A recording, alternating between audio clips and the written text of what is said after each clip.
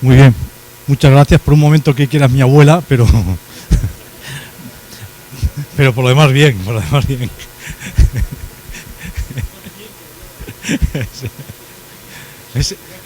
Me he sentido como en casa, o sea, bueno, como en la casa antigua, no en la nueva. Muy bien. Vamos, un poco la elección del tema es un tema de actualidad, pero a mí me gusta que estas charlas no tanto decir lo que hay que hacer, que no tengo ni idea, sino pensar en las cosas que se creen y las que no necesariamente son verdad. Es decir, la charla va enfocada a pensar en las cosas que voy a decir que probablemente sean diferentes de lo que usted está acostumbrado o de lo que yo mismo estoy acostumbrado, pero que veamos que no todo es tan claro, tan blanco y negro como pensamos.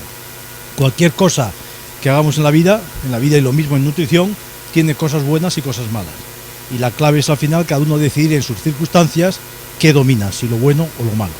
Entonces, esto es un poco el criterio. No piensen cuando digo una cosa que estoy pensando que eso es 100% verdad.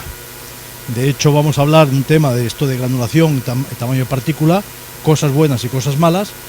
Y realmente, claro, yo voy a utilizar información que va a favor de lo que yo pienso. Pero recordad que lo que yo pienso no necesariamente tiene que ser verdad.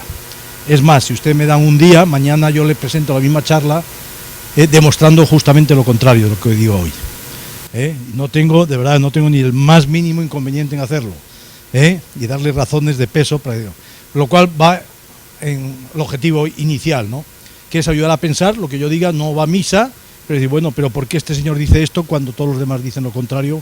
O lo que sea, es ayudar a pensar en suma, que es lo que nos ayuda luego a hacer las cosas bien, ¿no? Esta es la producción de broilers, una charla así general de lo que pensamos lo que tenemos en España. Estas son las grandes integraciones, el 80% de los pollos más o menos están en esto.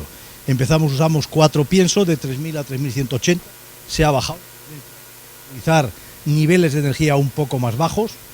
¿Por qué? Porque el pollo necesita menos energía, no, porque el ganadero se estaba llevando todo el dinero con los contratos que había, con los contratos que hay con el integrador, resulta que se ganaba mucho dinero, pero se lo llevaban los integradores, el integrador no. Entonces la tendencia clara es a bajar un poquito la energía. La lisina digestible de 1,27 a 0,95, otros aminoácidos la proteína ideal, días a sacrificio, y ahí ven un poquito el peso vivo al sacrificio, la ganancia del índice de conversión, que al final es la clave de lo que se gana, y la mortalidad en torno. Estos resultados más o menos veis que no se llevan mucho de lo que yo veo en todos los países del mundo, vayas a donde vayas. Hoy día yo creo que todo está bastante parejo, siempre que las granjas sean adecuadas. Esto, aquí tienen las ideas nutricionales de los broilers. En FENA vamos a presentar, estamos preparando la segunda edición en pollos. La primera es de 2008. Y pongo aquí las ideas que recomendamos en FENA, que vamos a recomendar. Puede cambiar un poquito, pero por aquí andarán. Las de Ross y las últimas de COP de 2012. Y estos son los datos más o menos de 0 a 15 días. Lo que quiero que vean que más o menos no hay grandes diferencias. Obviamente los pollos necesitan proteína, por lo tanto esto no importa mucho siempre que tengamos bien controlados los aminoácidos. Pero fíjense que no hay grandes diferencias entre unos y otros. Y aquí si ponemos los siguientes, de 16 a 30, pues vemos que tampoco hay grandes diferencias, ¿no? Ya veis, más o menos estamos dentro de un rango que es parecido. Bien, entonces fijaros, os voy a poner unos datos, unos datos de la última prueba que hicimos en la Universidad de Madrid en el centro experimental, donde teníamos a los 34 días, pues con esos criterios que decimos, los pollos allí hacemos las normas FENTA, y ves en la universidad el peso vivo de los pollos a 34 días se fue a 2,500, la ganancia, consumo, índice de conversión, y lo que quiero es que comparen con lo que recomienda, o las líneas, las guidelines de Ross o de COP, ¿no? ¿Qué es lo más diferente aquí? Lo más diferente aquí que se ve es que en Madrid, en la Universidad de Madrid, comieron mucho más y por lo tanto crecieron mucho más. En el caso de la conversión fue mejor, pero ya no fue tan espectacular, ¿no? Pero realmente lo que ocurre es que en la Universidad de Madrid los pollos comen mucho más. Esto no es raro. Cuando hice esta prueba hace aproximadamente unos meses, en la universidad, en la Massey University en Nueva Zelanda. Sabéis que Nueva Zelanda es el país del mundo que tiene mejores resultados productivos de los pollos, y ahí en la universidad el índice de conversión de machos a los 3 kilos de peso vivo era de 1,40. Es decir, que todavía hay una potencial de mejora tremenda. Obviamente en Nueva Zelanda los resultados son más buenos, no porque los neozelandeses sean más listos, que no son tontos, sino por el tema de sanidad y el tema de que es donde está la clave de lo que hay. No vacunan contra nada, y esto es un tema importante. Si tú vacunas cuando debes, ganas. Pero si vacunas de algo que no debes, pierdes, porque el pollo gasta parte de lo que come en defensa para esa enfermedad. Por lo tanto, esto explica en gran parte los resultados tan espectaculares de Nueva Zelanda. Pero no voy aquí a alabar a Nueva Zelanda, sino por qué en la Universidad de Madrid los pollos crecen medio kilo más en 35 días. Y es realmente porque comen más. ¿A qué puede ser debido? ¿Qué hay en la universidad que no haya en el manual de Ross? La granja tiene, me parece que son 60 años de vieja. No es nada especial. Lo que hay ahí pues son comederos de tipo campana, no hay nada especial, no hay nada. Y el granjero, que siempre decimos que es la clave, y lo sigo creyendo, el manejo es la clave, pues el granjero es un estudiante que es la primera vez que ha visto pollos en su vida y los cuida porque no tiene más remedio.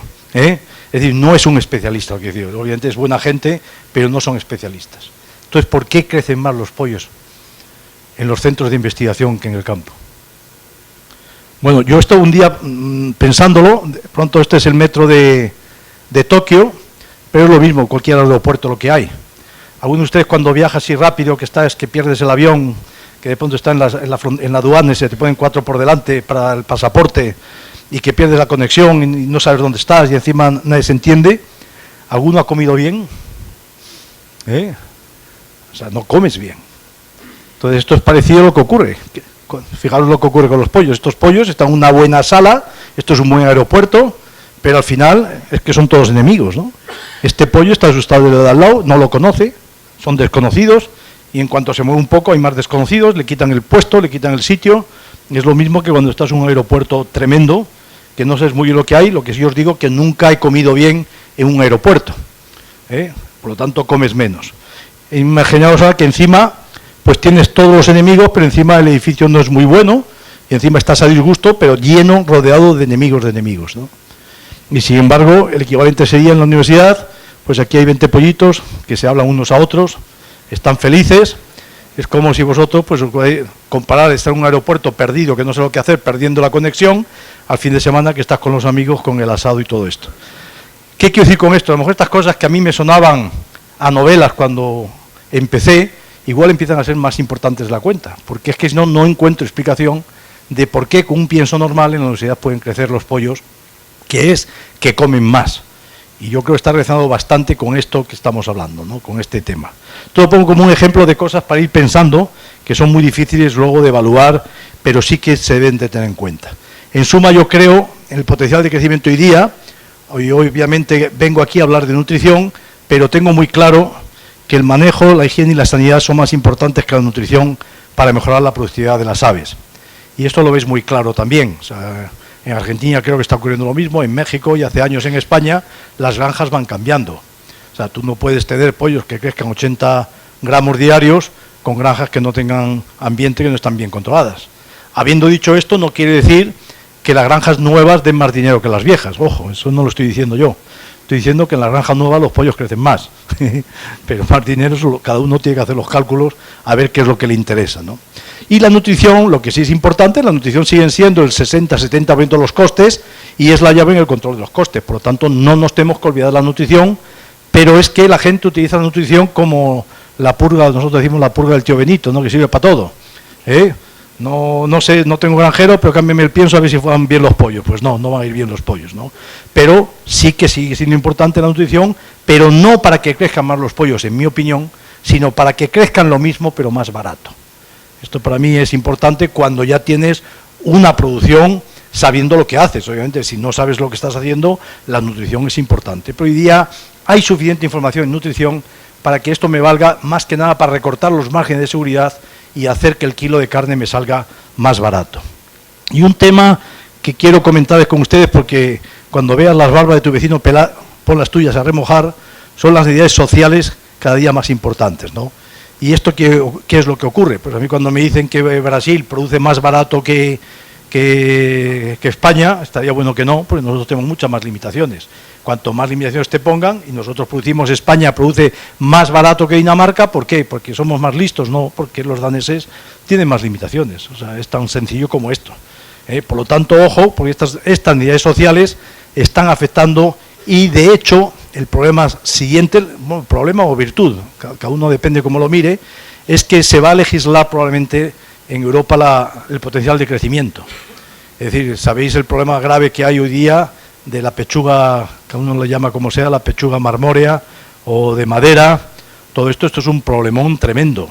Ahora hablaremos de ello un poquito cuando corresponda, porque es un problemón que nos está afectando ya, ¿no?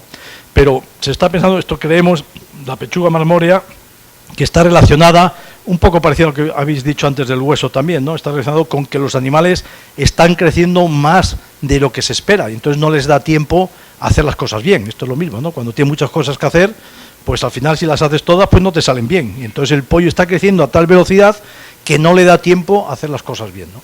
Y entonces en Europa una de las cosas que se está planteando es que no se puedan matar los pollos con menos de una cierta edad, con lo cual te cargas la necesidad del crecimiento. Esto ya ha ocurrido, esto no es nuevo. Por ejemplo, en el cerdo ibérico que conocéis en España, el cerdo ibérico en España son 400.000 cerdas. No estamos hablando de un mercadito pequeñito, ¿no? Hay 400.000 cerdas ibéricas en España y ahora se han cargado toda la genética del ibérico. Que se han cargado no quiere decir que sea bueno o malo, o sea, tú tienes que adaptar y fuera, ¿no? Ha salido la nueva legislación de que no se puede matar al cerdo ibérico con menos de una cierta edad. ¿Para qué se hace esto? Para que no se mezcle con Duroc. Pero al mismo tiempo, claro, toda la genética, mejora genética para el cerdo ibérico se lo han cargado, porque ¿para qué si no lo pueden matar? ¿Vale? Entonces esto para nosotros es importante, y comento, por ejemplo, para que os una idea, yo soy nutricionista, soy veterinario, pero me echaron, porque no era muy bueno, entonces me tuve que meter en nutrición. Tampoco soy muy bueno, pero no se han dado cuenta todavía, o sea que la cosa todavía funciona, ¿no? Pero yo me acuerdo cuando yo trabajé antes de la universidad, trabajé para la industria, en una empresa, pasé a la universidad ya hace unos 15 años, ¿no? Pero me acuerdo que yo cuando hablábamos siempre, cuando venía a ver gente, pues hablaba de nutrición, de la lisina, del calcio, del fósforo, etcétera. Ahora cuando yo en las empresas que estoy asesorando, hablamos de temas de legislación. Estamos todo el día con la legislación que ha salido, mira, has leído el boletín oficial, mira la Unión Europea, lo que ha salido, no hablamos para nada de nutrición, es decir, ha cambiado completamente. De hecho, yo pienso que en las fábricas de pienso es mejor tener un abogado hoy día que un nutricionista, pero bueno, a ver que sigamos andando, ¿no? Entonces, ¿qué es lo que ha cambiado el pollo? Hay cosas que han cambiado mucho, ¿no? Y para mí lo más gordo de todo es, primeramente, el pollo tiene un crecimiento hoy día cerca del límite de su potencial genético. Entonces, el metabolismo es exacerbado. ¿Y esto qué quiere decir? O sea, un pollo hoy día produce muchísimo más calor que un pollo hace 15 años. O sea, el pollo produce la temperatura de un pollo porque es 40 y pico grados, ¿no? 40, 45, porque el metabolismo es muy exacerbado. Cuanto más coma, más producción de calor tiene. Por lo tanto, esto es una de las razones de que hay que ir, y todo el mundo va moviéndose de las granjas abiertas a granjas cerradas, porque si no, no hay forma de eliminarse la producción de calor, que va a ser cada día mayor, puesto que el pollo cada día crece más, ¿no? Luego, lo que ya has hablado, rendimiento en pechuga, pues obviamente el pollo, si tiene más rendimiento en pechuga y crece más, pues necesita más aminoácidos. Tercero, un tema importante es el tamaño del aparato digestivo. Hoy día un pollo, ¿qué es? Es pechuga y digestivo, es lo que es. Y si es un desarrollo muy grande del digestivo, quiere decir que también tiene un desarrollo muy grande de los órganos de inmunidad, que están fundamentalmente en el digestivo. Pero en la genética muchas cosas son posibles, realmente son los que han hecho el gran cambio en el pollo, pero lo que no pueden hacer es milagros. Si un genetista consigue mejorar todo, quiere decir que no ha hecho nada. O sea, porque claro, el pollo, si tú mejoras algo, algo tienes que empeorar, ¿no? Y lo que ha ocurrido en esto es lo que hemos comentado, el sistema óseo y la piel, que lo habéis estado comentando, hoy día en España los problemas más graves es la piel. Cuando va a matadero, cómo hacer que no haya lesiones de piel, porque es lo mismo, porque la piel cada día le damos menos tiempo a que se forme una buena piel, porque estamos matando los pollos cada año con un día menos, con medio día menos, ¿no? Y lo último, la pechuga de madera, que claramente es un tema para mí relacionado con el rápido crecimiento de los pollos, ¿no? Entonces, esto es curioso porque en Italia el porcentaje de esto es aproximadamente un 70 y tantos %. Es decir, que de las canales que se sacrifican, más de un 70% de las 4 empresas grandes, que es con las que yo más o menos he hablado, más del 70% tiene estas estrías blancas en esto. En España ahora mismo yo creo que está en torno al 30 o 40%, o sea que es altísimo. Sin embargo, en España no hay un problema económico. O sea, todo el mundo estamos pendientes que hay un problema, pero no hay un problema comercial. Sin embargo, en Italia sí. Entonces, el otro día, hablando con un responsable de Nutreco, es una empresa que hace 250 millones de pollos en España, decía que yo creo que en España tenemos la ventaja de estas estrías que aparecen, tenemos la gran ventaja de que la gente lo asocia con el cerdo ibérico, que las estrías blancas son buenas, ¿no? Y la gente ve el pollo con estrías y dice, hombre, pues un pollo ibérico.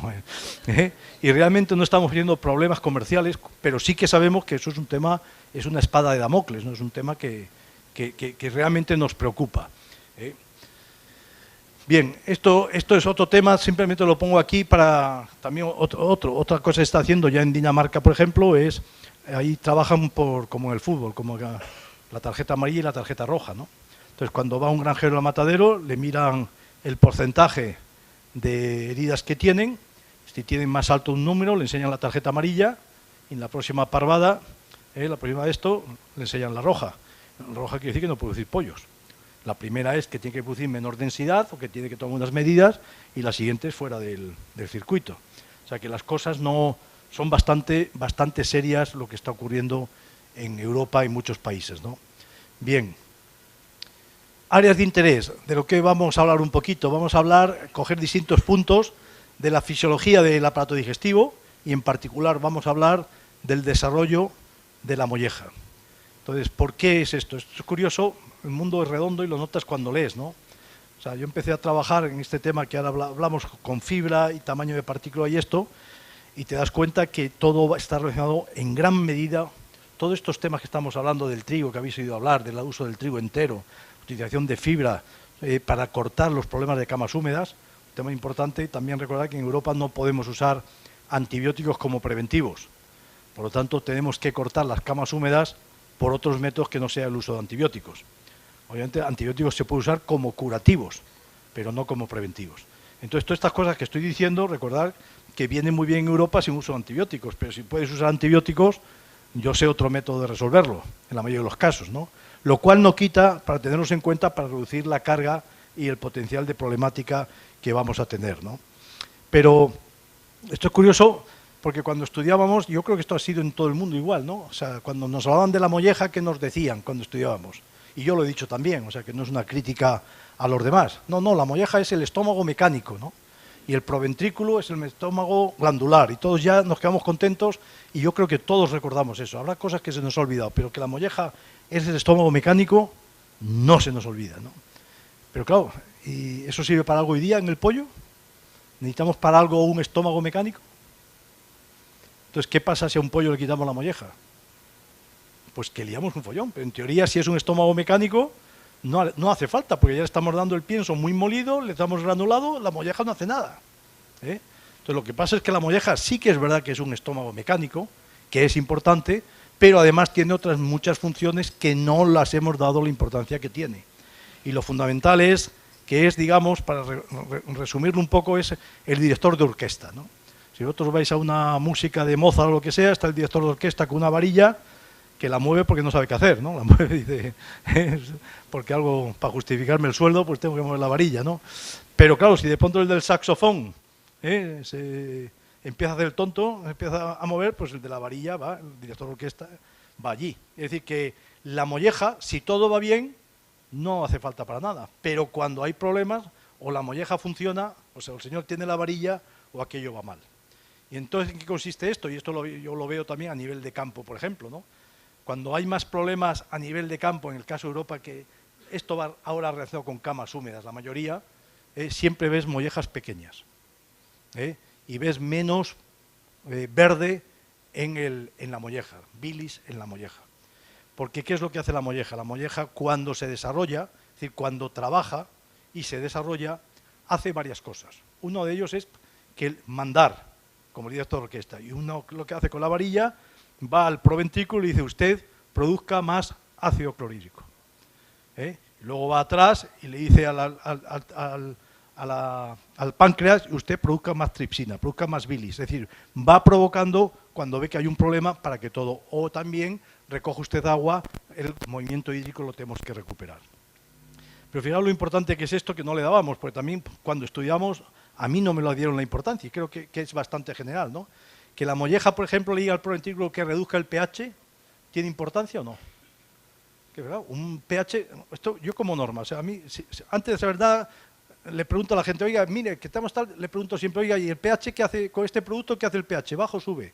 Si me dicen que baja, ya me gusta. Y digo, sigue usted hablando. Si me dicen que sube, digo, espere un momentito. pH bajo, en general, digamos, son buenas noticias, pero por varios conceptos. Lo primero, que lo han explicado también en las primeras, en la primera ponencia, lo que haces es, claro, estás reduciendo, tienes una acidez, y siempre en general los microorganismos, digamos, tirando a malos, crecen mejor a un pH básico, y los tirando a buenos, pues crecen más bien a un pH ácido, ¿no? Por lo tanto, ya tenemos lo primero, que esto también nos lo han enseñado y te queda claro, ¿no? Pero hay otras dos cosas que no nos lo han enseñado. Por ejemplo, estudiamos el caso de la solubilidad, los minerales que estamos hablando. Los minerales no se tienen que digerir, se absorben, ¿no? Entonces, cuando es la solubilidad, la acidez mejora la solubilidad, tanto las fuentes de carbonato como de fosfato. Mejora también la solubilidad de los fitatos. Por lo tanto, un pH bajo me va a hacer, en general, estoy hablando bastante en general, recordad también que cuando generalizas mucho, empiezas a decir cosas que no son verdad, ¿entendéis? También, pero como concepto. Recordad que aquí lo que se trata es un poco de ir a los conceptos gordos y luego cada uno en su empresa pues ya va escarbando un poco más en lo fino, ¿no? Pero si tú tienes mayor solubilidad de los minerales, obviamente esto te va a mejorar en el desarrollo de todo el digestivo, porque claro, es mayor solubilidad de los minerales, mayor solubilidad de los fitatos, mayor actividad de las fitasas, es decir, engloba una serie de cosas que puede mejorar. Pero otro que también nos lo han enseñado mal en la clase, a mí al menos, y yo lo he enseñado también mal, es la pepsina. O sea, la pepsina está en el estómago y siempre nos han dicho, mire, sí, la pepsina empieza a digerir la proteína, pero no es importante porque solo corta en trozos gordos y lo importante es la tripsina. La pepsina está ahí, pero no es clave, ¿no? Pero claro, esto siempre lo comento, esto es como cuando matas un novillo, ¿no? El novillo luego te lo hacen los filetes, pero para que el carnicero te haga los filetes te tiene antes que haber roto el novillo, digamos. La pepsina hace lo mismo, o sea, la pepsina rompe en trozos gordos y ahora la tripsina puede trabajar, pero si la tripsina empieza a trabajar sobre el novillo entero, no hay Dios que saque los filetes bien hechos. Por lo tanto, fijaros que hay una serie de cosas, lo tercero que hemos dicho también, ¿qué es lo que hace? Que es una de las grandes ventajas del pollo, de las aves en general, es que tiene una velocidad de tránsito muy rápido, lo cual les permite comer mucho rápidamente. Pero claro, esto es como el ataque nocturno. ¿Cuál es la ventaja del ataque nocturno? Los que hemos hecho la mili sí lo aprendimos, ¿no? Que el enemigo no nos ve. Y el principal inconveniente, que nosotros no vemos al enemigo. O sea, y en esto ocurre lo mismo. O sea, en nutrición es el mismo concepto. La gran ventaja del pollo es que la velocidad de tránsito es muy rápido y puede comer mucho. ¿Y cuál es el gran inconveniente? Que si la velocidad de tránsito es muy rápido, no da tiempo a absorber todo lo que el pollo tiene que absorber. Entonces tenemos que buscar un compromiso. Y como la naturaleza no es que sea sabia, es que ha tenido muchos millones de años para ser sabia o para saber hacer las cosas, ha creado lo que son los movimientos antiperistálticos. ¿Y quién dirige los movimientos antiperistálticos? La molleja, otra vez. Pero no la molleja por el hecho de estar, la molleja funcional. Es decir, la molleja que funciona, que se desarrolla, que tiene un gran tamaño. Entonces, los movimientos antiperistálticos es fundamental para mejorar la digestibilidad de todos los nutrientes, sobre todo cuando el pollo, como ahora, come el doble que hace 20 años. Porque hace 20 años, igual, con un solo pase, ya se podía absorber, pero es que hoy día va el doble de cantidad en el mismo tubo. Por lo tanto, necesita el doble. Y a esto viene, fijaros, estoy contando mi vida, pero luego iremos más rápido, no os preocupéis. Un poco los conceptos de qué es lo que hace, cómo hacemos que la molleja funcione. Bueno, pues que trabaje. Entonces, cuando yo le doy a un pollo un pienso muy granulado, pero además molido muy fino, porque me han dicho muchas veces que es muy importante que el gránulo esté muy bien hecho para que los pollos vayan bien, ¿qué es lo que estamos haciendo? Hacemos un pienso muy esto, ¿y por qué hacen los pollos cuando le damos un pienso muy bien hecho, muy molido, muy bien granulado, sin finos? ¿Qué es lo que estoy haciendo? ¿El pollo cómo va, mejor o peor? En teoría lo hago porque va mejor, pero no siempre. que es lo que vamos a ver en estos momentos, pero en principio sí, en principio es buena idea.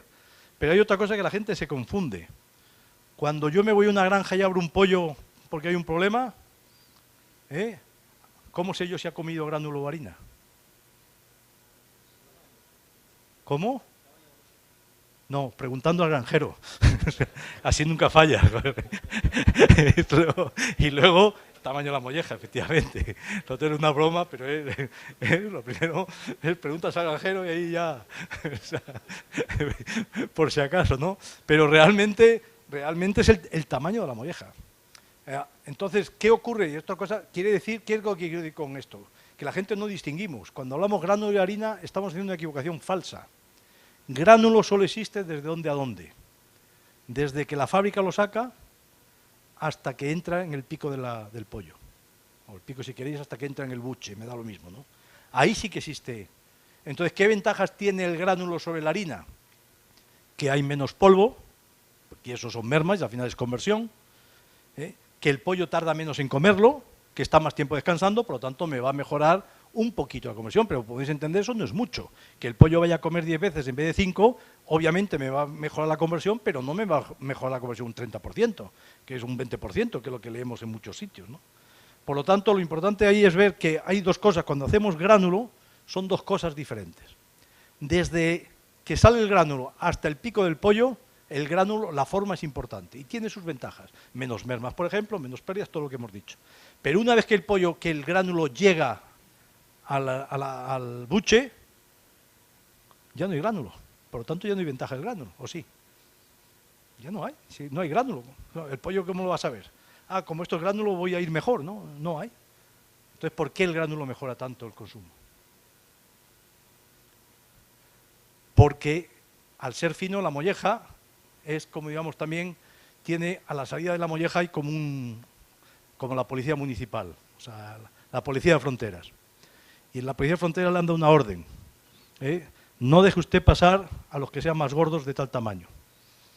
Entonces, cuando llega un tamaño gordo, llega la molleja y dice, oiga, que quiero pasar. Dice, no, usted me han dado órdenes de que los gordos no pasen. Usted quédese aquí hasta que adelgace. Entonces, la molleja, ¿qué es lo que hace? Empieza a moler, empieza la capacidad mecánica que han dicho. ¿Hasta cuándo? Hasta que lo reduce a un tamaño mínimo. Y la molleja funciona y empieza ya a producir ácido clorhídrico y todo lo que hemos dicho, y entonces ya el alimento, cuando va allí, la partícula dice, sí, usted ya es pequeña, ya puede pasar. Eso es lo que ocurre cuando le damos trigo. Cuando le damos trigo entero, el trigo entero va a llegar allí, llega a la salida y le dice, usted no puede pasar porque es muy gordo. Quédese aquí hasta que se deshaga. Entonces la molleja aumenta de tamaño y empieza, el aumento de tamaño es la forma más fácil que tenemos nosotros de ver que va a bajar el pH, que va a haber más movimientos antiperistálticos, porque todo va conjuntado. Entonces, para mí es muy fácil ver el tamaño de la molleja. Si quiero ver un poco más, el pH, que es muy barato. Y lo demás me lo tengo que inventar porque no es fácil, pero es verdad que ocurre. Toda la producción más de bilis, producción más de tripsina, etcétera, etcétera. Entonces, ¿cuál es la ventaja que tiene el gránulo? La gran ventaja del gránulo es que lo molemos muy fino y que cuando granulamos lo volvemos a moler. Y por lo tanto, cuando llega la molleja, ¿qué es lo que le dice el guardia de aduanas? Usted pase. Y cuando el pollo está vacío, ¿qué es lo que hace? ¿Qué hacen las personas cuando están? Y cuando el pollo está lleno, ¿qué hacemos las personas cuando estamos hasta aquí? Algunos siguen comiendo, pero la mayoría paramos, ¿no? Entonces, fijaros que cuando hablamos de un pienso en gránulo, hay que diferenciar lo que ocurre hasta que lo come a lo otro. Lo primero es la forma y lo segundo es el tamaño muy fino de la molienda. ¿Vale? Entonces, ¿qué ventaja tiene el gránulo? Que el pollo come mucho más. ¿Por qué? Porque no permanece en el digestivo, va a velocidad rápido y come más. Entonces, oiga, ¿y es verdad entonces que el gránulo mejora la digestibilidad de los nutrientes o la absorción? Pues es muy difícil separar al final las dos cosas. Eso ya no tengo tan claro. Porque va a depender de cuánto pienso tire. Si tira mucho pienso, yo considero que es eficiencia, o de cuán bien funcionan los movimientos antiperistálticos. Y eso es un poquito lo que vamos a discutir ahora. Bien, esto es simplemente relacionado con el microbismo, porque yo creo que eso cada día va a ser más importante. El juego hoy día va a ser tener un microbismo normal o uno raro. Esto es otra cosa como concepto también. A mí cuando me dicen, oiga, tengo un aditivo que modifica el microbismo del digestivo a mí no me gusta.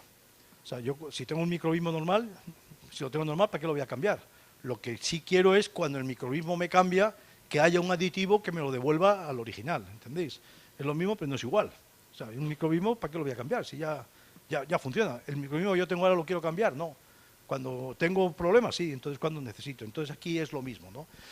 Y esto va a depender de la carga microbiana inicial, de la velocidad de tránsito, y fijaros que ahí ya hemos dicho cómo influye. Cuando yo tengo un pienso granulado, que es molienda muy fino, ¿qué ocurre con la velocidad de tránsito? Es mucho más rápido, me está cambiando el microbismo, porque hay microbios que crecen mejor o peor según la velocidad de tránsito que tengamos a lo largo del digestivo, ¿no?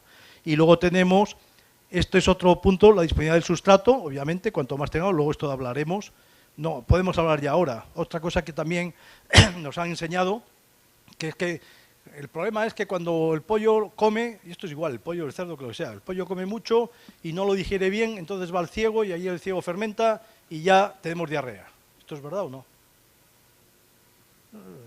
Es que no es necesariamente verdad. O sea, hay que distinguir claramente dos cosas. Uno, si lo que llega son hidratos de carbono, y otro, si lo que llega es proteína. Si lo que llega es un hidrato de carbono, no necesariamente es malo. Los hidratos de carbono, ¿qué hacen? Fermentan y producen ácidos grasos volátiles, y los ácidos grasos volátiles, no lo voy a contar, es alimento de los colonocitos, se absorbe y baja el pH, por lo tanto, puede ser muy bueno. Y de hecho nadie ha demostrado que sea malo. O sea, obviamente, si todo va mal, sí, pero la fermentación de los hidratos de carbono, siempre que no se escape, es buena. Ahora, la fermentación de la proteína, eso ya es diferente. O sea, digamos, la fermentación de la proteína ya me está dando una serie de toxinas o de productos que tienen más posibilidades de ser negativas. ¿Qué quiero decir con esto? Que tenemos que cambiar también el chip de que la fermentación es mala. La fermentación no es mala, no tiene por qué ser. Pero digamos que hay más posibilidades, la fermentación de proteína tiene más posibilidades de ser mala, mientras que la fermentación de hidrato de carbono tiene más posibilidades de ser incluso bueno. ¿Qué quiero decir con esto al final? Pues, por ejemplo, que yo ahora mismo formulo en pollos y en gallinas, en vez de con un mínimo de proteína bruta, con un máximo. Eso no se me hubiera ocurrido hace 10 años. Pero ahora formulamos con un máximo de proteína, porque el exceso de proteína no es beneficioso. Y lo notas cuando tienes exceso de proteína en ponedoras, tienes más huevos sucios, sobre todo los que tengáis huevo blanco, y hay más problemas de diarrea. Entonces, una de las cosas que estamos haciendo en Europa cada día más es formular con máximos de proteína, no con mínimos. Por este concepto de que la fermentación de proteína no la quiero, pero la fermentación de ácidos grasos igual sí. Y os pongo un ejemplo, los oligosacáridos de la soja, que lo hablaremos en la sesión de porcina. ¿Son buenos o malos? Todo el mundo dice que son malos. ¿Sí? Pero ¿qué son los oligosacáridos? No son digestibles, eso es verdad, la estaquiosa y la rafinosa, pasan al ciego y en el ciego, en el intestino grueso, son fermentados, porque son muy fáciles de fermentar. Entonces, ¿qué diferencia hay entre eso y un probiótico? Hay diferencias, pero me refiero a que hay tantas, pero al final es un probiótico, porque va a fermentar, ¿vale? Bien, y luego otro tema importante aquí es el pH, pero ya fijaros de lo que hemos dicho. Ya hemos dicho que el gránulo, velocidad de tránsito la cambia, me cambia el microbismo, y el pH, hemos dicho también que el pH cambia cuando la molleja funciona, por lo tanto me va a cambiar todo el microbismo. Entonces vemos que todo lo que está relacionado con el crecimiento microbiano está muy relacionado con lo que hagamos nosotros con la presentación de los piensos y de la alimentación. Bien, esto tenéis, otra cosa que es importante, es que el pico son las manos de las aves. Las aves no tienen manos, pero tienen pico. Entonces, cuando están a nivel de campo en una granja sueltas, están todo el día picando, no están comiendo. Claro, si estuvieran comiendo se pondrían como vacas. Lo que están haciendo todo el rato es tocando, para ver qué es comestible y para ver qué no lo es. Vosotros aquí no usáis mucho el trigo, pero en España, por ejemplo, se usa bastante trigo a veces, bueno, muchas veces, casi siempre, ¿no? Entonces hay muchas veces que cuando metes trigo y le dices al granjero que ha estado haciendo al de fábrica de piensos, que ha estado pienso con maíz, oiga, me tiene que mejorar la calidad del gránulo. De pronto tiene que hacer un pienso blanco, porque hay una zona de España que prefiere el pienso blanco con trigo, y entonces el señor, el granjero, dice, ya acerté, esta vez ya no me echan la bronca, voy a hacer un pienso con el trigo, me va a salir duro, duro, duro, y los pollos lo tiran. ¿Por qué? Porque cuando pican no saben que eso es, que es pienso, no lo detectan, ellos lo detectan por el pico, por lo tanto no lo saben. Bien. Y entonces aquí lo que vamos a hablar más de esto, que hemos comentado ya, si yo pregunto, cuando yo granulo, ¿qué ocurre con la digestibilidad de los nutrientes? La respuesta lógica, que hubiera sido la mía, y no quiere decir que no la sea en el futuro, es sí. Cuando yo granulo, una de las grandes ventajas es que mejora la digestibilidad de los nutrientes. ¿Y cuál es ahora mi criterio? Que probablemente eso no sea verdad.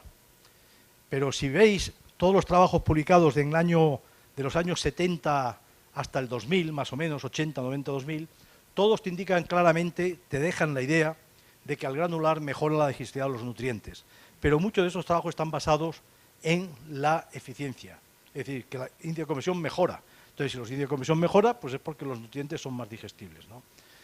Bien, entonces, ¿qué hacíamos todos?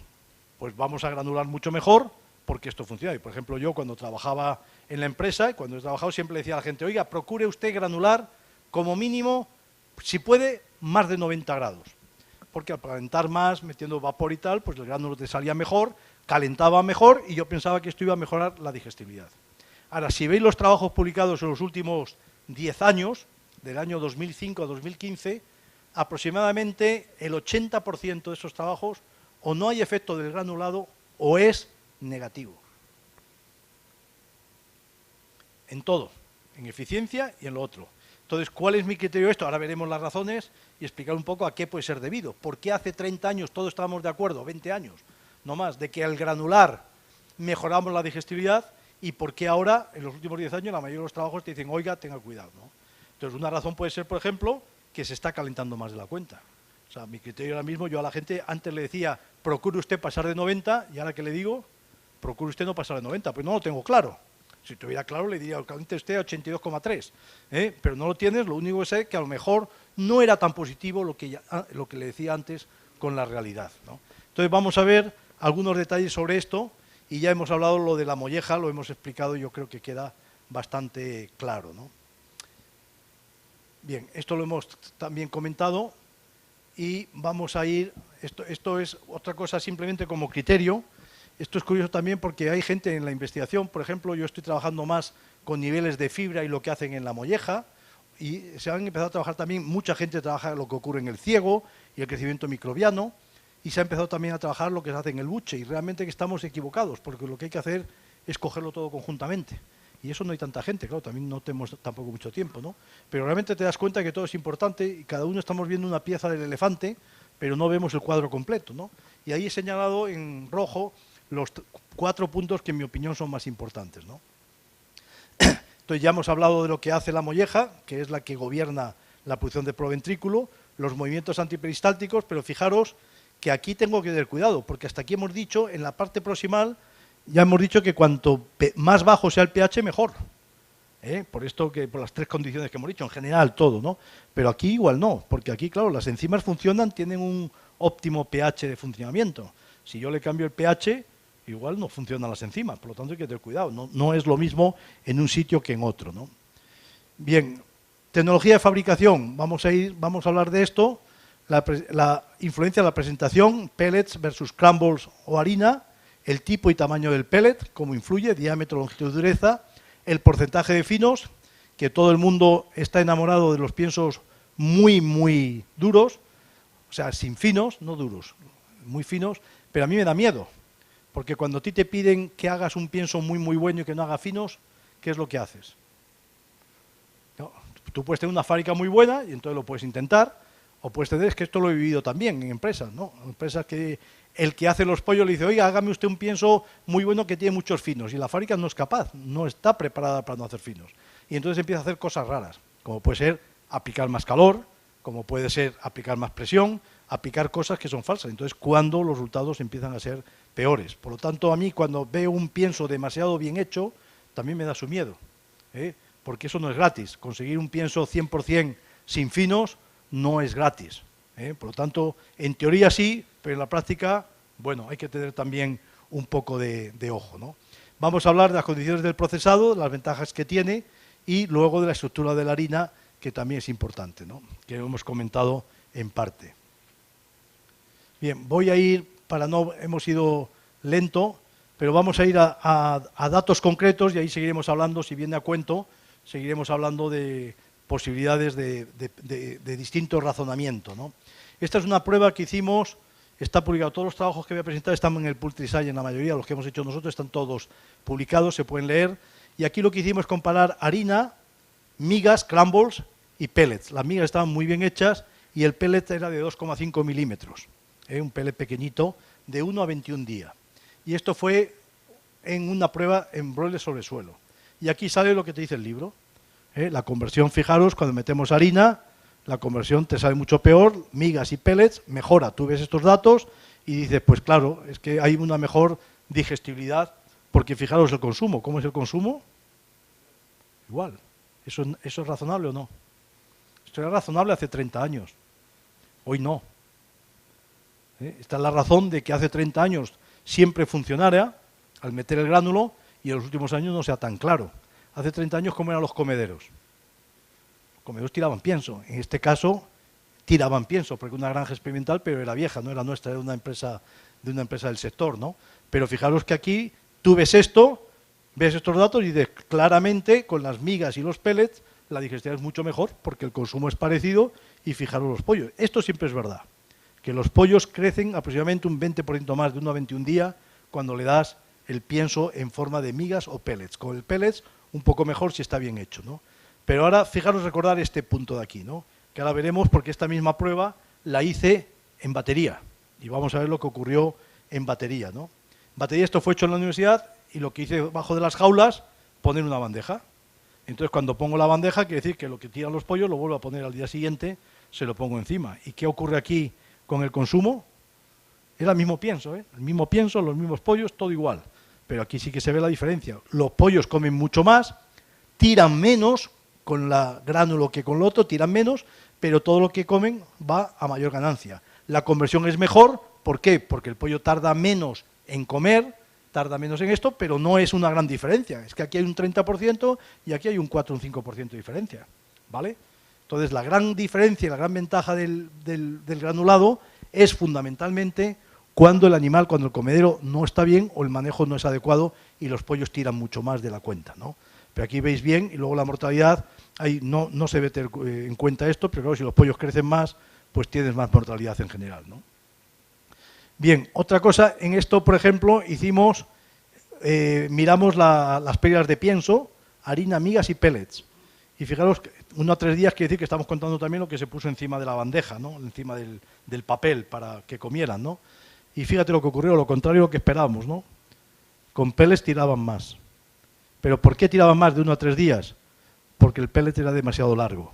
Entonces, tener cuidado con esto porque el pico del pollo es pequeñito. Como sea el tamaño de la miga grande o el tamaño del pellet que le hacemos para hacerlo mejor muy largo, los pollos lo tiran. Ahora, una vez ya que pasan estos de 3 a 25 días, a partir de ahí, con los pellets bien hechos, no tiraban nada, absolutamente nada. Por lo tanto, vemos que gran parte, en mi opinión, gran parte de las diferencias entre gránulo y harina están relacionadas con la calidad del manejo, la calidad del comedero, lo que tiran o dejan de tirar los pollos. Vuelvo a decir, sí que sigue siendo una ventaja hasta que el pollo lo come, que tarda mucho menos, etcétera, etcétera, todo lo que hemos dicho, ¿no? Bien, ¿y qué pasa? Esta es la prueba del suelo, que la continuamos a partir de los 21 días, todos los pollos recibían un pienso granulado, ¿no? Y lo que ocurre claramente es que se empiezan a igualar las cosas. Recordad que aquí había un 20% de diferencia entre estos dos y pero a 42 días la diferencia ya es de un 4%. Es decir, que cuando el pollo con la edad, el efecto del granulado es menor. Es mucho más importante los primeros días de vida que en los últimos días. El pollo ya grande ya tiene más facilidades de consumir lo que sea. Y lo veis aquí, como las conversiones ya no hay grandes diferencias. Y ahora vamos, la razón de esto. Pues bueno, aquí lo que hicimos fue los pollos harina migas, este es el tamaño de la molleja. ¿Dónde es la molleja más grande? Con la harina. ¿Por qué? Porque la harina no es tan delgada, no es tan fina como es el gránulo, porque en el gránulo volvemos a reprensar y de todo, y el pollo claramente tiene mayor tamaño de la molleja, que es un órgano más funcional, vamos a tener más de todo lo que hemos dicho, y comprobando el pH. Mirad el pH como es mucho más bajo, con todas las ventajas que puede tener el pH. Oiga, ¿cuándo esto es importante? Cuando tengo un problema. Si no tengo un problema, ¿qué más me da un pH de 2 que de 3? ¿Entendéis? Esto es importante, todo esto que estoy viendo, que estamos viendo, es importante cuando tengo problemas de camas húmedas. Si todo va bien, es una cosa que también recomiendo a todo el mundo. O sea, no me resuelve a mí cuando me vienen a ofrecer un producto. Le digo, oiga, me está usted resolviendo un problema que no tengo. O sea, si yo tengo un problema, no me lo resuelva. Todo esto estamos hablando cuando hay un problema de camas húmedas y no puedo utilizar antibióticos, ¿no? O también como medida preventiva en el caso de que sea conveniente, ¿no? Y aquí tenéis, empiezo a poner ya datos, estos son datos de Nueva Zelanda, donde hacen harina y gránulo, broilers 1,21 día, y obviamente con el gránulo comen más, y al comer más crecen más, pero fijaos la conversión sigue siendo mejor, pero no espectacularmente, no es aquí el 20% que hay aquí, sigue siendo una mejora, pero bueno, ya no es. Entonces, miraron aquí el coeficiente de digestibilidad y mirar la proteína. ¿Qué ocurrió con la digestión de la proteína? Del almidón, de la energía, más bajo. Por lo tanto, ya no es tan claro que cuando yo granulo me mejora la digestibilidad. Habiendo dicho esto, obviamente, esto es raro, ¿no? O sea, que baje 15 puntos no, pero no importa, ¿no? Lo que quiero es que cojáis un poco la filosofía, ¿no?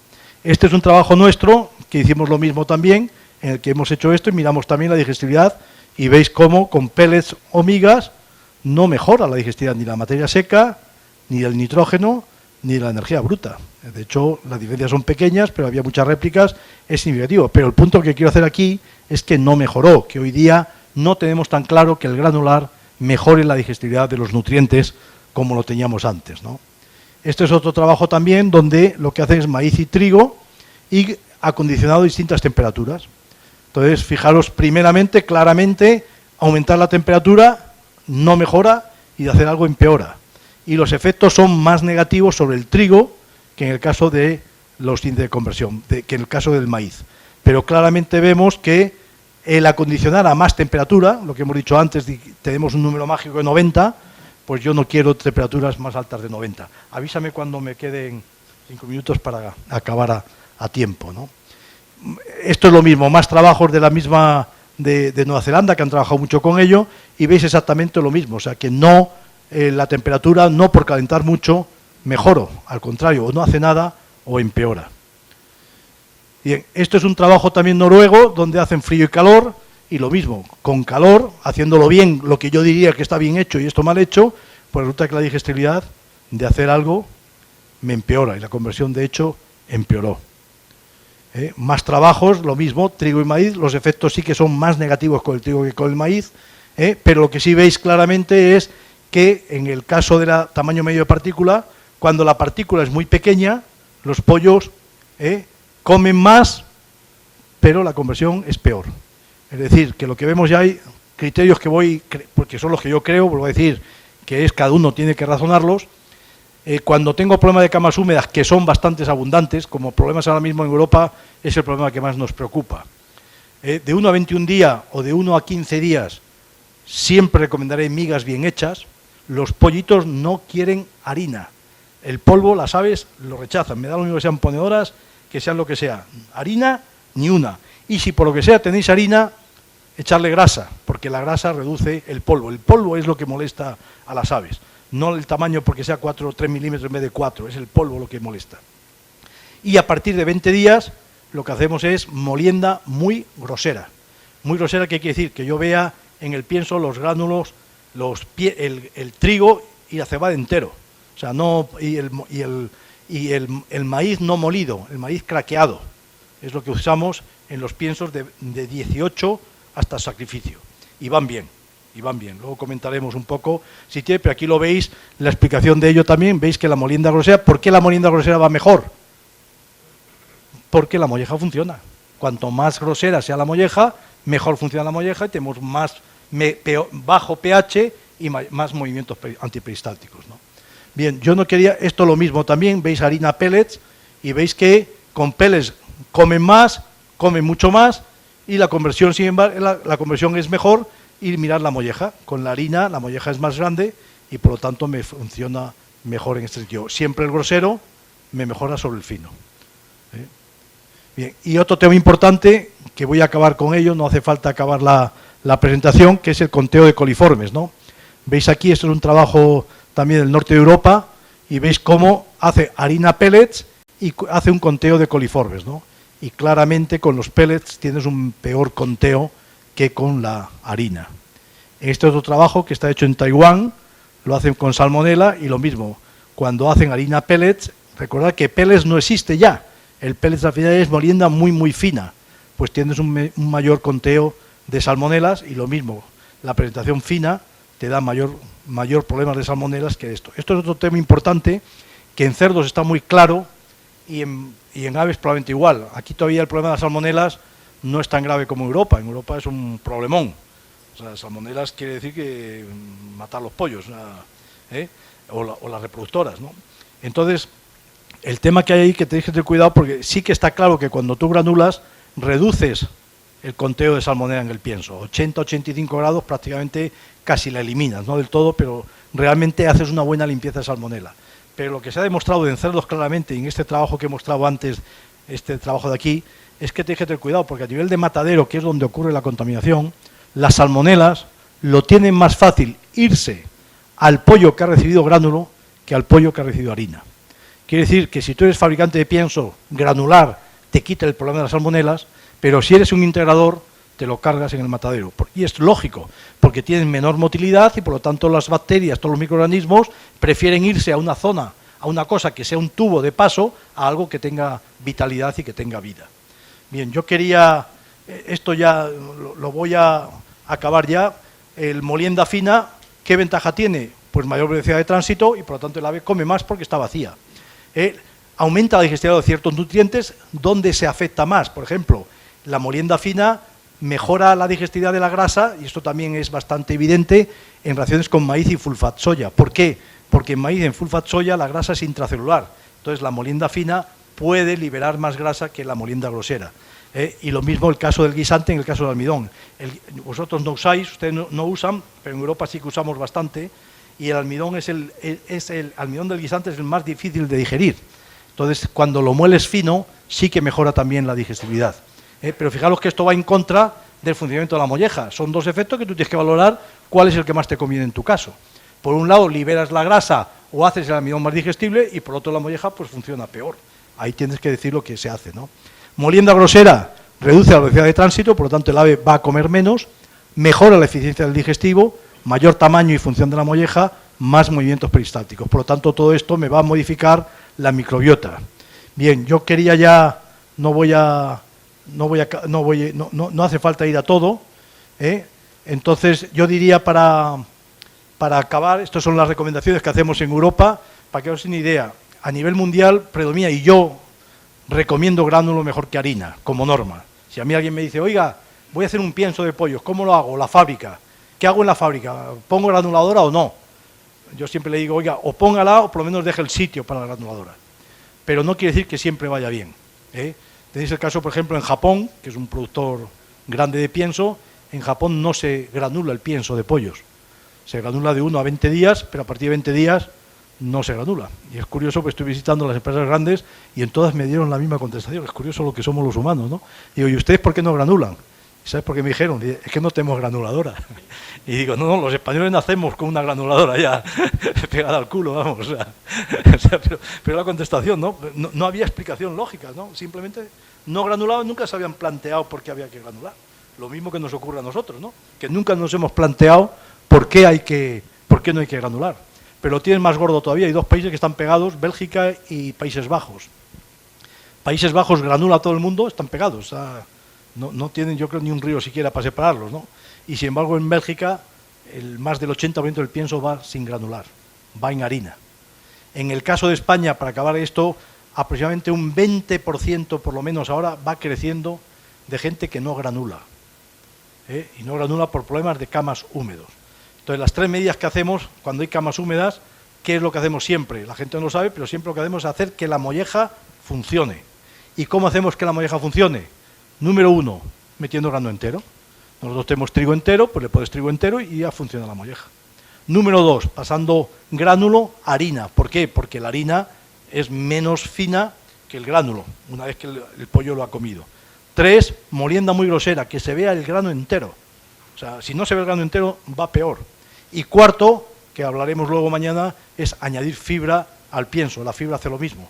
La fibra hace que la molleja funcione mucho mejor. Por lo tanto, cuando hay problema de camas húmedas, primero, no los olvidéis, los antibióticos van muy bien, no tiene que ver. Los aditivos vienen a cuento, no me meto con ellos porque ya se habla en otras, pero son las 4 medidas, digamos, desde el punto de vista de lo que es alimentación que estamos utilizando. Y muchas gracias por escuchar. Gracias. Pregunta, y cuando viste que en ese trabajo calentaban, hacían el extrusado a 90 grados y hay una menor digestibilidad del almidón, ¿no pensaste que puede ser una retrogradación del almidón? Es que esto, primeramente, seguro que puede ser, y además, ¿qué ocurre? Esto siempre creemos que calentar es bueno, pero como todas cosas en la vida, lo poco agrada y lo mucho enfada. O sea, cuando esto es muy claro, por ejemplo, en trabajo, yo he trabajado bastante con el arroz. El arroz es un producto, en cerdos va muy bien, el arroz partido, ¿no? El residuo de humano, ¿no? Y la gente lo calienta y dice, no, a mí no me funciona. Y digo, ¿pero por qué no? No, porque lo he calentado y los pollos y los cerdos van peor, ¿no? Y ocurre lo que tú has dicho, o sea, el arroz ya de por sí es un gránulo de almidón muy pequeñito, no va protegido y sin hacer nada ya es casi 100% digestible. Entonces, si tú lo calientas, algo que ya es 100% digestible, es parecido a lo que ha dicho Roselina en la charla anterior. O sea, el calcio no puede ser superior al que analizas, ¿no? Y aquí es lo mismo. Si tú ya tienes que el arroz es casi 100% digestible y lo calientas, ¿qué ocurre? Que de hacer algo, empeorarlo, porque ya es 100%. Entonces, claro, la gente utiliza, cuando hace extrusión del arroz, utiliza la misma técnica que para el maíz, que el maíz es justamente lo contrario. El almidón está muy protegido, está en gránulos, lleva una cápsula de fibra y de grasa que lo protege, y claro, cuando tú calientas el arroz mucho, lo estás retrogradando. Entonces, el arroz sobrecalentado crea más diarreas de las de vida. Pero lo mismo ocurre con la proteína, porque en la proteína lo mismo, yo caliento la proteína para romper la estructura cuaternaria, pero si caliento más de la cuenta, estoy creando reacciones de Maillard. Y las reacciones de Maillard no solamente, y lo mismo, el almidón retrogradado, no solamente son los 90 grados, es cómo consigo los 90 grados, porque a veces lo consigo de mala forma, calentando, con presión, con cosas, y entonces estoy creando más problemas. Por lo tanto, seguro que puede ser, cuando baja el almidón, la posibilidad más lógica es justamente, excepto en el caso del guisante, recordad, el caso del guisante, moler es bueno porque, por lo mismo, está muy protegido y también funciona, pero seguro que va por ahí. Sí. No, que quería apuntar que justamente cuando comparan maíz con trigo, sobre el maíz no se ve el efecto tan marcado del calentamiento, sí se ve sobre el trigo, que debería... Que es probablemente más fácil de digerir porque está menos protegido. Pero sí que tener cuidado con el calor, siempre hay que tener cuidado. El punto aquí, que es lo mismo, cuando hacemos en piensos destruccionados de estos que creemos que es muy bueno, hay que tener cuidado porque hay un punto máximo y a partir de ahí no mejoras. Y depende del tipo de cereal o del tipo de proteína que estemos usando. Otra cosa que ocurre también cuando caliento, que eso puede influir también, porque ahí no me acuerdo, en ese ensayo que he puesto no me acuerdo cuáles llevaban enzimas, igual alguno de los antiguos no llegaba. Cuando tú calientas, la fibra es otra mentira, la fibra no se puede digerir, la fibra por principio no es digestible, pero cuando se extrusiona un alimento, la fibra lo que se hace, digamos, se deshilacha, es decir, aumenta la viscosidad. Y entonces puede ser también un efecto indirecto, que como la fibra es más viscosa, se te reduce más la digestibilidad del almidón o de la proteína. Y esto sí que ocurre siempre, Cuando tú calientas, por ejemplo, cuando yo lo he hecho y lo he sufrido, con el amanduscal, por ejemplo, para meter más grasa, que es un proceso que era a 120 grados, unos segundos, cuando lo hacía con el trigo antes de los enzimas, los pollos iban mucho peor. Y los enzimas funcionan mucho mejor con el trigo extrusionado que con el trigo sin extrusionar, porque la fracción fibra se deshilacha, digamos, y crea más viscosidad, ¿no? Doctor, cuando nosotros extrusamos soja, la molemos muy fina para que pase por el extrusor. Después le ponemos una zaranda gruesa para que el maíz esté grande. Después lo mandamos en camión a un comedero de cadena en que las primeras gallinas eligen los maíces más rojitos y las últimas tienen fino. ¿Cómo balanceamos todo eso en la práctica? Explicando solo a las gallinas. Ok. Os ha fallado lo fundamental. O sea, no lo explica, las gallinas no saben lo que hacen. O sea, no, esto tenía preparadas algunas diapositivas, pero no ha dado tiempo, y tampoco pasa nada. Para mí me importan más los conceptos y luego aplicarlo. Por ejemplo, en ponedoras, hemos trabajado bastante, está también lo tenemos, la mayor parte está publicado, ¿no? En general, las gallinas prefieren las moliendas groseras, tienden a comer más con la molienda grosera que con la fina, en general. Pero sobre todo, no es si es fina pero sin polvos, la diferencia es muy pequeña. Lo que pasa es que cuando tienes molienda fina, tienes más polvo, y entonces cuando la gallina tiende a consumir menos. Pero si es solamente fina, es, digamos, 1 gramo. Si es fina con mucho polvo, es decir, con partículas menos de 0,3, 0,4 milímetros, entonces come hasta 3 o 4 gramos menos. Eso por un lado. Y por otro lado, la gallina, cuando le das, o sea, que sería bueno, o sea, bueno, sería bueno cuando estás en el pico de puesta, que la gallina darle una molienda tirando a grosera para que coma más. Pero a cambio, cuando lo haces la molienda muy grosera, la gallina escoge. Y esto sí que lo hace cuando la dejas. Pero si el comedero es corrido, no puedes coger tanto, cuando hay movimiento. Pero, por ejemplo, en pruebas que yo he hecho, que le dejo a la gallina, le pongo molienda grosera y molienda fina, o sea, molienda grosera y la dejo escoger, claramente, lo he hecho, es una prueba que tenía ahí, pero ya lo veremos otro día. Dentro de 25 años volvéis a celebrar una fiesta así. Perfecto. Acordaros de mí, lo vamos a estar esperando. Y le explico lo de... pero claramente se ve que cuando yo le pongo la comida y cada 2 horas miro el tamaño de partícula, claramente va comiendo lo gordo. Sin embargo, cuando es fino, no lo comen. Entonces, mi opinión es que es menos importante, digamos, de lo que hemos venido creyendo, el tamaño de partícula. Esa es mi opinión ahora. Pero eso sí, o sea, que escoge, pero si tú le corres vas corriendo el pienso, o sea, lo vas echando, pues coge menos. Pero escoge. Y come más del molienda grosera que la molienda fina. Bueno, si no queda ninguna pregunta, solo queda agradecerle, doctor. Luis, sí. Sí, la verdad que le dio la espalda, doctor. A la última fila no, porque a los de la última fila ya casi los conozco. Nosotros somos caras repetidas. ¿Por qué asocias tanto el uso del antibiótico a la cama húmeda? Al revés, cuando tienes camas húmedas, antes, ¿qué es lo que hacíamos? Pues aquí no sé, pero en España era claramente el Abotán, por ejemplo, o la virgeamicina, que estaban permitidos a 10 o 20 ppm, lo metíamos 40 y se resolvían bastantes problemas. Todo, porque muchas de las camas, sobre todo en pollos, venía por Clostridium, ¿no? O por lo menos pensábamos. Y realmente cuando tienes los antibióticos funcionan en general. Recordad también que cuando tienes problema de camas húmedas y pones trigo entero, no funciona el 100% de las veces. Ojo con eso. O sea, todo esto que he dicho no funciona el 100% de las veces, porque son medidas prudentes que reducen el potencial, la incidencia de problemas. Y sobre todo tiene más posibilidades de funcionar cuando no tienes antibióticos, que es nuestro caso ahora. Pero vamos, a mí me dicen ahora que yo puse el antibiótico, lo primero que hago esto, pero seguro que meto un antibiótico, vamos, si puedo hacerlo. Virginamicina o la Abotán en su caso, pero el doble de dosis es lo que usábamos, o bacitracina de zinc en su caso. Pero vamos, Abotán y virginamicina eran los que más usábamos. Entonces.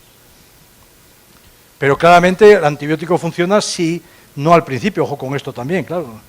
Los antibióticos funcionan cuando el problema ha ido a más, que suele ocurrir, si no ha ido a más, ¿no?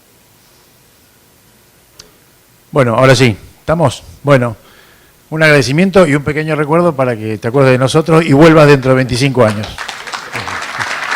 Muchas gracias.